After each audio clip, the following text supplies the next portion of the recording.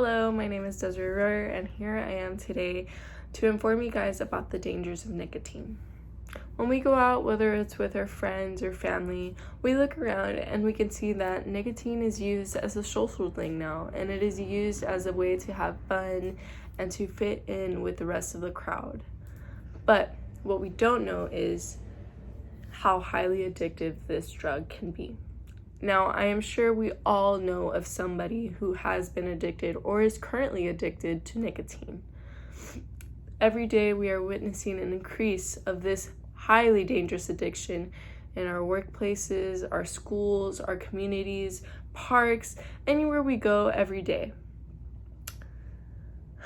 Ingesting nicotine in any way, shape, or form is highly dangerous and has many ramifications for your health.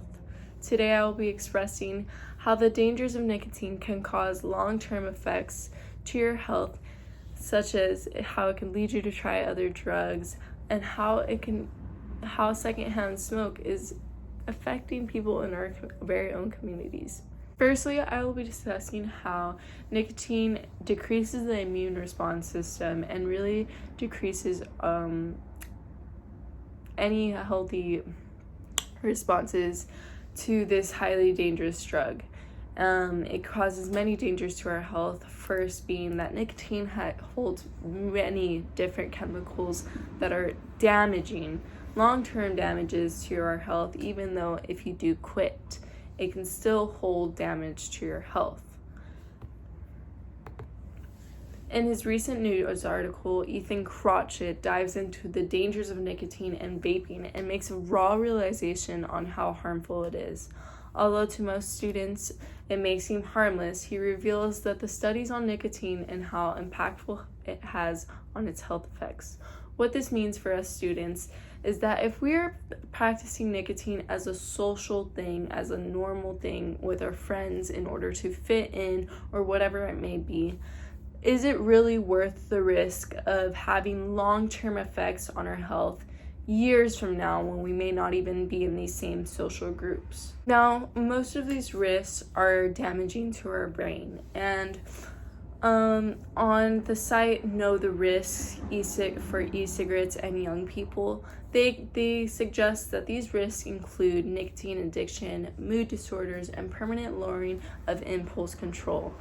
And what this means also for us is that these long-term effects on our brain are affecting our everyday functions. That being said, the second thing I'd like to talk about is how this addiction can lead to other addictions to other drugs.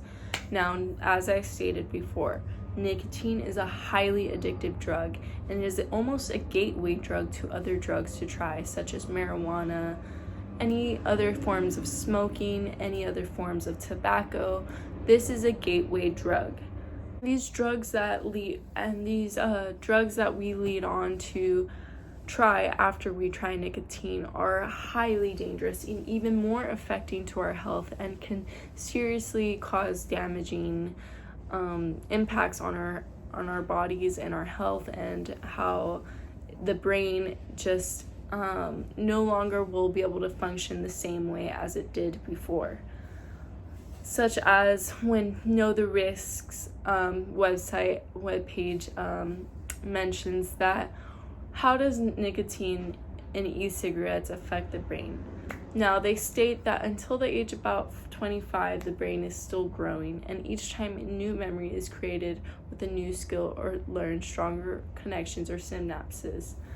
Now, people's brains are built faster, but if we try nicotine, this can halt these synapses from retaining any new information, and this can be really dangerous for our health and can lead us to try other drugs, such as wanting to get that feel of nicotine in a stronger, more impactful way, and it's really dangerous for us to be around this. Lastly, I'm going to go over how nicotine is really dangerous for secondhand smoke in our own communities.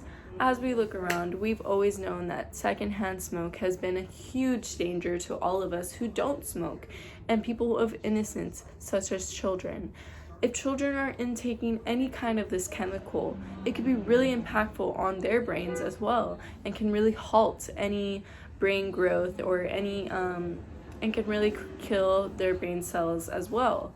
So it's really important for us to realize that this drug is not worth the risk of ourselves and people in our communities, people who we love, people who we admire, and people that we just really aren't, we wouldn't want to put in any kind of danger without even realizing it. And most of us don't know that vaping or a simple e-cigarette puff would affect someone in our own homes. As we can see, something that we can find fun and meaningless can have serious effects on our health and well-being. Not only can smoking nicotine affect our own well-being, but to those around you.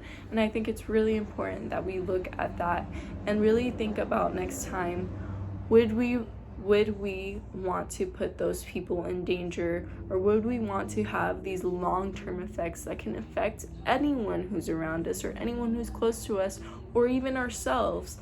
Would we want to put that in danger and put that in risk for something that is just, for fun and meaningless things at most times, I would like to thank all of you for listening to this statement, and consider the dangers of smoking nicotine before you feel that it would be something cool or fun to do. Thank you.